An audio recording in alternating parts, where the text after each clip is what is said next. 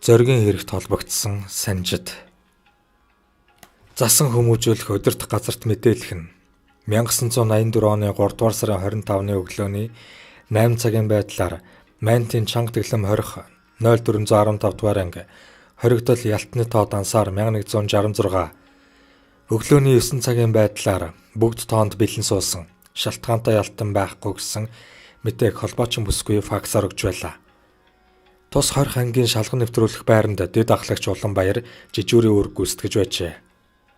Тэгтэл Говь Алтай аймгийн харьяат 10 жилийн хорих ялтай ялтан Рахчаагийн санжид хорих ангийн харуулах хамгаалах албаны төлөөлөгч дэслэгч Андын гарын үсгтээ бичиг үзүүлж би зоонд гуталчны заалттай юм. Намайг Орос цэргүүдийн хогон дээрээс хаягдал бакал олж ирээд хоригдлуудын ялан дөмсдөг гутал янзал гэсэн зөвшөөрлийн бичиг нь энэ байна гэж өөрийн үйлдэлсэн хуурамч бичгээ үзүүлээд дэд ахлагч Уланбаярын хулхин дээр нь цэцэг ургуулan гарч цацснаар бүтэн нэг жил засангийн ирлийнхэн чулуу хөлгсөн юм. Тэгээд санжид 100 гаруй айлын хаалга өшөглөж айл ухжээ. Өмнө Говь аймгийн нэгэн сумын засаг даргын албандаа ундаг УАЗ 469 маркийн машиныг хулгайлан оджээ. Түүнийг эрүүгийн цагдаа болон засан хүмүүжүүлэх газар тагнуулынхан гээд бүгд эрен сурвалжилж гутлынхаа өсгийг л барж байлаа. Санжид машин шатамгай барьдгаараа өнөөгийн маструудаас илүү нэгэн байв. Санжид шоронгийн гал хам 15 жилийн хорих ялтай дархны буурлахчид жаргал сайханда шоронгоос орохын өмнө хам нь энэ шоронд удаан суух сонирхол алга сэмхийг тааруулж байгаад нэг өглөө арилаад өгнө. Тэгээд оргож гарсан өдрөөс хойш 365 хоноод чамааг ирж аавна.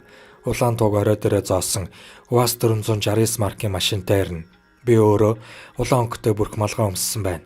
Тиймээс чи хойтон хавар оргоно гэсэн сайн бэлтгэлтэй байгаарай гэж байнга сануулдаг байв.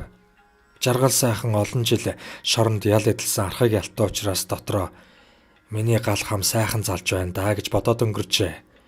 Харин санждыг хизээ нэг чигтдүүлж ирээд сожомонд буюу сахилгад орчихсон хамаа турж өглөө. Жагаа чи тосно говьцсон хуцаа буюу цовин оруулаач гэж гуйх үз. Энэ өдөр нэг их удахгүй байлгүйгэх ухааны юм ургуулan бодож суужээ. Шороогоор шуурсан хаврын зэвэргэн өдөр буурлахчид жаргал сайхан бааюун дээр шохон чулуу жижиглээ зогсож байтал хамгаалтын торны гадна талаар яхаарахгүй улаан туг орой дээр хатгсан УАЗ 469 маркийн машин яваад өнгөрөх нь харагдлаа. Санждыг хэлсэн үгэндээ эзэн болоод хүрээд ирсэнд итгэж ядсан жаргал сайхан нэг хэсэг балмагдаж эгээтэл хажуудах ял хамуудаа ханд өгчсөнгүй. Санжид постын цэрэг Хинтээ аймгийн харьяат Хүрлбаатартай уулзаад чи бид хоёр адилхан эр хүмүүс байна. Ах нь энэ аимшиг шоронгоос олон жилийн хорих ялтай найзыгаа оргуулах гэсэн юм. Миний дүү ахтаа тусал. Ах нь дүү хүүгээ гомдоохгүй. Хизээ мэдгүй цэрэг халагдах гэж байна. Би чамд 1000 төгрөг цоошин Орос хороомон гутал өгье гэжээ. Тэр үеийн мөнгөний ханшаар 1000 төгрөг нь дээд мэрэгчлээ албаа агчийн сарын цалинг холд авах мөнгө юм. Халагдах цэрэг Хүрлбаатар санждын саналыг хүлээн авч би маргааш 16 цагт яг энэ постн дээр гарна. Та 17 цагийн үед ирээд миний үүрэг гүйцэтгэж байгаа постны оролцоо авах ёстой хоригдлоо дуудаарай. Харин би тань руу гүйж байгаа хоригдлыг онохгүйгээр ойролцоо газар нь буудана. Та одоо гутал мөнгөө тэр чулуунд ор хийчих. Би ч гэсэн заа гэвэл ёг ирэх хүн гэж хэлээд санждыг өөртөө бүрэн итгүүлж чадчихжээ.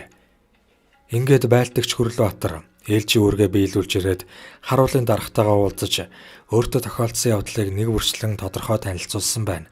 Харуулын даргын нүдэн сэргэж чамтай уулзсан тэр этгээд бол Монгол орон даяар эрен хайгдж байгаа аюултай орогдол Рахчаа ухтай санжид гэдэг чинь байхгүй юу гэж хэлээд Майнтын хорихын албаагчдын контор руу хурдлангуйлээ. Засангийн албаагчдын шүдний өвчин болоод байсан санжид нь өрхөнд гинт өөр ороод ирсэнд Майнтын хорихын дарга нар найр хийх нь холгүй баярлаж дээд удирдлагатаа яаралтай их чинь мэдэгдэв. Одоо зөвхөн санждыг эрсдэлгүй сэжиг авах болдгүй цэвэрхэн баримтлал үлдэв. Санжид маргааш өдөр 17 цагт гал хам жаргал сайхныгаа шоронгоос оргуулж аваад хандсан зүгтээ арилаад өгнө. Ажил төрөл амархан бүтлээ. Овоо ханшортой цэрэг таарлаа хэмээн бодож хэвтэв. Энэ хооронд Майнтын хорихын албаагчид удирдах газраасаа нэмэлт хүч дууджээ. Тэгээд санждыг бид алдаа туучсан ч бас чигтэж чаддаг юм шүү гэдгээ генерал Содномд багталтайгаар харуулж кок хүнлэгээ авах, давхар тактик боловсруулав. Засангийн зүгээс цаг үргэлж хулгаруудын махыг зулгааж явдаг бохын засаа очтой дэд ахлагч Инхбаатарыг бүрэн зэвсгэлсэн этгээдийн өдөөс улаан тулах үүрэг өгсөн байна. Хүрлбаатар санжтад ямар нэгэн байдлаар сэжиг авахулгүй 14 цагт постн дээрээ бууга өрн үүргээ биелүүлэхээр ирээд зогсохыг санжид машин дотроос анхааралтай ажиглан хараад санаа нь амарчээ. Сэтгэл нь гэгэлцээд шөнө олигтой унтаж чадаагүйгээ бодон жаахан нойр авахаар суудлынхаа түшилтгийг нуруугаараа налан дуг хийж байтал нисдэг дэрэг машиных нь оройд хатгсан тугийг шүргэх шахам дээгүүр нь нисэн өнгөрөхөд давхын зочлоо. Санжид эн чинь юу нисдэг дэрэг байдаг үлээ гэж сэжиглэн бодоод арын суудал дээр байсан бууга ухасхийн авах гэтэл хорхийн алдарт яргачин бухын засаа очид Инхбаатар аль хэдийн машины арын хаалга онгойлгочихсон санжтын цээжинд бууныхаа амийг тулгаж санжтаа ямар нэг илүү хөдөлгөөн хийж болохгүй. Чамайг эвгүүл хөдөлгөөн үзүүлсэн тохиолдолд шууд устгах гэсэн тушаал над өгсөн. Чи залуу хүн ухаантай байвал чамд их боломж биш үү гэх юм дээр. Мантийн хорхийн албаа агчид санжтыг тарчлаан зовоох сонирхол асар их байсан ч тусгай тасаг аль хэдийн халамжиндаа авч санжтын гарт гав хөлтөн дөнгө зүүж нисдэг тэргэн цуулган авчивчээ. Ийхүү санжид Монголын шоронгийн түүхэнд ганц удгийн хашаанд нисдэг тэргээр хөлөглөн буусан цорын ганц гэмт хэрэгтэн болсон юм. Нөгөөтэйгүр санжид нь Хүрлбаатарт хэтэрхий итгэн болцсон хугацаанаас өмнө тоолсон газраа очисноор өөрийгөө амархан гэгч нь баригдах боломжоор хангаж өгсөн юм. Тэр даруйда байлдагч Хүрлбаатарыг хугацаанаас өмнө цэргийн албанаас халж Хинтээ аймагт үйл ажиллагаа явуулдаг төвлөрсөн хорих 0419 дугаар ангид хянагчийн албанд томилохоор болжээ. Төд удалгүй цуудтай орогдлын гал хам болох буурал жаргал сайхныг Төв аймгийн шүүхэд шилжүүлж эдлээгүү үлдсэн бүх ялыг нь онцгой дэглэмтэй шоронд эдлүүлэхээр шуурхай арга хэмжээ авчээ. Монгол улсын дээд шүүх цуудтай орогдол Рагчаагийн санжтад чанга дэглэмтэй хорих ангаас оргосон мөн ард иргэдэд болон улс нийгэмд асар их хэмжээний хохирол учруулсан гэж үзээд 8 жил гянданд 7 жил чанга дэглэмтэй шоронд хорихоор шийдэхээр болоход Мантийн хорхийн албаа агчид алга дашин баяр хөөр болсон юм билээ. Шүүх засаглал хулгайн гэмт хэрэгүүлсэн этгээдэд гянданд 8 жил хорих ялаа нож байсан тохиолдол үүнээс өмнө гарч байгаагүй юм. Эрүүгийн цагдаагийнхан нэрт улс төрч Санжаа сүрэнгийн зориг агсны хэрэгт олон жил шоронд ял эдэлж өгөрсөн санждыг татан оролцуулаад амтсан юм. Ер нь олон жилийн ялтай өнгөрсөн хоригдлууд хууль ярьсан луйвчдын зөөлөн зууш болсон тохиолдол цөөнгүй. Тийм учраас энэхүү хэрэг явдлыг сургамж сануулга олох үүднээс бичлээ. 2000 онд санждыг Авдрантын онцгой дэглэмтэй шоронд ял эдэлж байхад нь ямар нэгэн далдын хүч жирийн дэглэмтэй шоронд ногоон гэрлээр илгээжээ. Онц аюултай гэмт хэрэгтэн гихтэх тэрбээр жирийн шоронд боорцог хөвсөн баавар уулгах болсон дурамшиж амжаагүй шахуу байхад нь үл үзэгдэх далдын хүч дахин тэтгэж харуул хамгаалт байхгүй. Улаанбаатар хотод ойролцоо газар сахиулын заалт дээр аваачаад тавьчихсан тэр. Юу болоод байгааг ухаарах зөхөөгүй болтлоо байрлсан санжид хорхийн дарга нарын хууль бус аргаар олсон машиныг нэг хэсэгтэл үнэн ч хүний дүр хэсэг манаж байв. Гэтэл машин унах хорхоон дахин амилж сэтгэл дотроос нь хэн нэгэн чи энэ машиныг ашиглаад хулгай хийж наранд хулгай их ийм сайхан боломжийг эрүүгийн цагдаагийнхан дахин хизээж олохгүй. Нэг өдөр ч гэсэн эрх чөлөөг энэ бохир хүмүүсээс булааж амьдраач гэж хатгасаар байлаа. Тэсвэр төвчээр нь алдагдсан санжид нэг л шөнө хорхийн дарга нарын машинаас дуртайгаа хөлөглөн Улаанбаатар хорт руу орж ирээд хэд хэдэн хулгайн үйлдэл хийгээд амжив.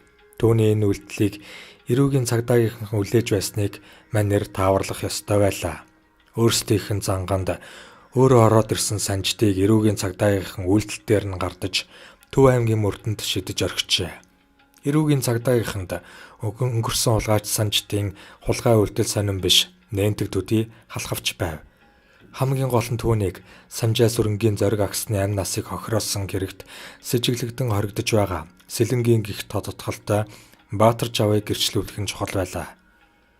Эрүүгийн цагдаагийнхан санждыг Төв аймгийн мөрдөнгөөс зам шалгах гэсэн нэрийн дор их л нууц байдалд гар хөлийг нь гавлаж толгойд нь хар өнгөтэй уут углан учир битүүлэг газар авчирчээ. Шорон гяндан мөрдөнгөөр насыг илээж буй санжид хизээч ийм шорон мөрдөн байцаах газарт ирж байсангүй. Эрүүгийн цагдаагийн төлөөлөгчид ихэд найлан хайтан санжид минь чамд шоронгоос гарах алтан боломж өмнө чинь нээгдэд байна. Чи энэ боломжийг алдвал чиний хувьд шоронгоос дахин амьд гарсан гэсэн ойлголт байхгүй болно.